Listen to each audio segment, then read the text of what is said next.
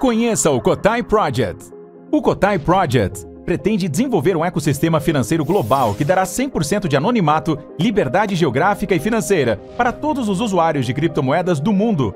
O ecossistema consiste em uma corretora de criptomoedas, um banco digital internacional e um gateway de pagamento em cripto. Tudo isso dentro da Cotai Wallet. Não perca essa oportunidade e acesse o nosso site. Link na descrição do vídeo. Você já viu o foguete do Jeff Bezos voltando naqueles vídeos que recentemente, alguns meses atrás, ele tinha mandado um foguete? Sábado passado, cara. Sábado passado voltou um. Então, aí você vê a porta do foguete abrindo, ela era bem mole. Não. Aí vamos explicar. Pera aí, vamos explicar. Você tá falando da Katy Perry, né? Quando a Katy Perry foi e ela, a cápsula do Jeff Bezos, vamos explicar a cápsula do Jeff Bezos, cara. A cápsula dele, ela pousa no meio do deserto do Texas. Entendeu? A cápsula dele, ela tem uma abertura por dentro. Então, o que acontece? Se eles ficarem perdidos muito tempo, porque você não sabe para onde que o vento vai levar, ela não pousa controlada, ela pousa por paraquedas, então ela pode pousar muito longe. Você tem a abertura por dentro, os astronautas, né, o pessoal que foi na cápsula pode sair.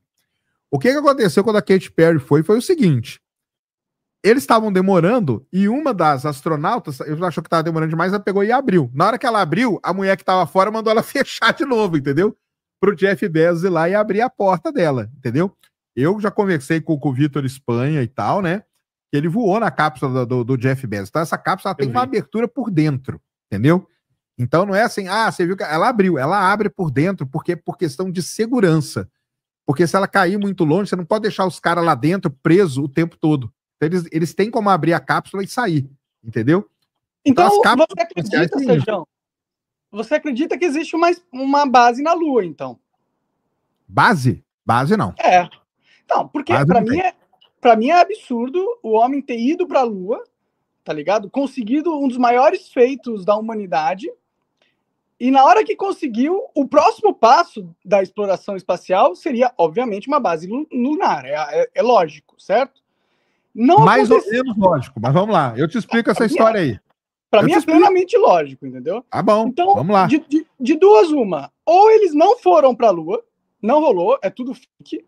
Ou eles foram para a Lua, só que decidiram que seria melhor deixar em segredo o resto da missão e fizeram uma base lunar lá para eles, sei lá, secreta, só se for, porque não consigo compreender por que a humanidade, sei lá, 60 anos atrás, foi pra Lua e aí falou, beleza, foda-se agora, entendeu? Isso não é lógico. Também não. Não é assim. Foi totalmente foda-se. Não é foda-se. E olha que bom, cara, eu estou exatamente nesse instante lendo o livro que conta a transição deste período aí, que foi um período complicadíssimo, principalmente para a NASA e para as decisões que eles iam tomar ali, entendeu? Então, assim, primeiro o homem foi para a Lua, isso aí não tem dúvida nenhuma. Por que ele foi naquela época? Por causa da Guerra Fria, os caras tinham que mostrar que eles eram maiores, foram e ganharam. Apolo 12, quase ninguém assistiu o lançamento mais. Apolo 13, ninguém viu o lançamento. A população só foi se interessar pela Apolo 13 depois que eles quase morreram no espaço, entendeu? Então o que acontece? Será que foi porque a população percebeu que era tudo fake e parou de assistir? Cara, a população americana ela estava com muita raiva do governo porque a ida do homem para a Lua foi no mesmo período da Guerra do Vietnã e os jovens americanos estavam se ferrando no Vietnã e a população americana ela não queria que o governo gastasse com Lua, ela queria que fossem lá resgatar. Gastasse com guerra, não, ou pelo menos salvasse os jovens que estavam morrendo na Guerra do Vietnã. Entendeu? O que você tem a ver com ir ainda pra Lua, pô? Tem nada a ver uma coisa com a outra. Tem tudo a ver, cara. Aqui, ó, a grana que foi gasta... Eles são os donos da grana, eles imprimem grana, não, cara, pô. Tudo bem, eles podem ser o dono da grana o tanto que eles forem. Mas é muita, e não é assim também não, porque a NASA agora, cara, tá passando a maior crise financeira da história dela. Mas na época da ida do homem pra Lua, eles despejaram toda a grana que eles tinham mesmo na ida do homem pra Lua. E os caras estavam se ferrando no Vietnã. A população americana, cara, isso tinha uma discussão gigantesca dentro do meio da população americana, entendeu? Tanto que quando eles foram, a população falou o seguinte, agora esquece isso aí, cara, já ganhamos do soviético, esquece, e vamos lá tirar os nossos meninos lá que eles estão morrendo no Vietnã, entendeu? Aconteceu isso. A ida pra Lua não é algo bélico, pô. Não tem nada a ver com... É um experimento Não, cara, não tem algo bélico, cara, mas o problema é o seguinte, quais são as empresas que estavam encabeçando... Você teria que ser contra a guerra, não contra ir à Lua. Inclusive, ir pra Lua seria, tipo, jeito do exército gastar dinheiro sem ser matando gente no Vietnã, porra. Então, mas eles entraram na guerra, entendeu? Eles entraram na guerra. Aí você sai da guerra para economizar dinheiro, você não sai da Lua. Mas eles não saem perdendo da guerra? E morrendo um monte de gente? Eles saíram perdendo da guerra, no final das contas. Acabou saindo perdendo, então. Mas por quê? Essa que é a questão.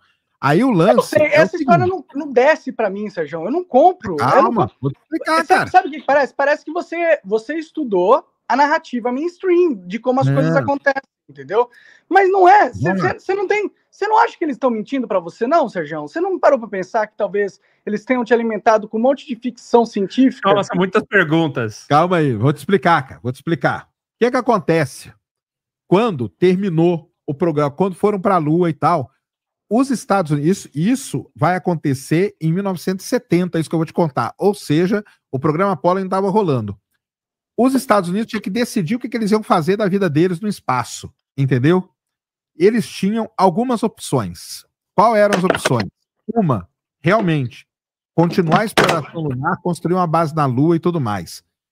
Que era uma opção muito... Presta atenção que eu vou falar. Ó, a primeira opção ela era muito científica. Você vai ver que vai ter coisa com coisa que você vai concordar. Ó. Segunda ideia, construir uma estação espacial. E a terceira ideia era pegar a ideia da Força Aérea Americana, porque... Quando eles começaram a ir para o espaço, eles viram que o espaço era o melhor local para você ter armamentos. Então, eles queriam militarizar o espaço.